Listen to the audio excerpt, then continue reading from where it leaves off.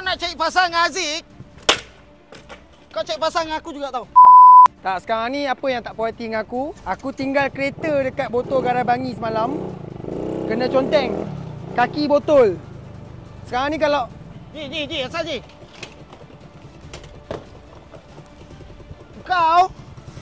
Korang kalau nak cari pasal dengan Aziz, kau cari pasal dengan aku juga tau. Tak, masalah ni nampak Dia tulis kaki botol kat sini. Lepas tu ada gambar telur apa semua. Dia macam ni lah guys. Ni, tengok sekejap sini. Ini spray apa pakai ni? Ni samurai gila. Korang kalau tak puas hati dengan dia, kau cakap depan-depan, dia boleh bincang syak. Dia tak kacau orang doh dia. Tak, sekarang ni macam ni lah.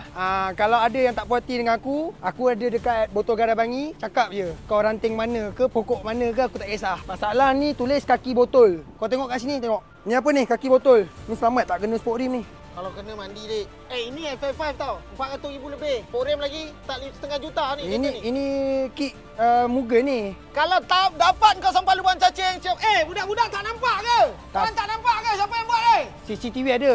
Ha? CCTV ada tapi maintenance. 3-4 hari baru boleh dapat. Maintenance? Tak, aku tinggal kereta semalam. Lepas tu pagi tadi budak call cakap kereta dah jadi macam ni. Macam ni lah. Tak puas hati bagi tahu kat aku, jumpa depan-depan. Nak aku datang kat tempat korang pun tak ada masalah. Bagi tahu je.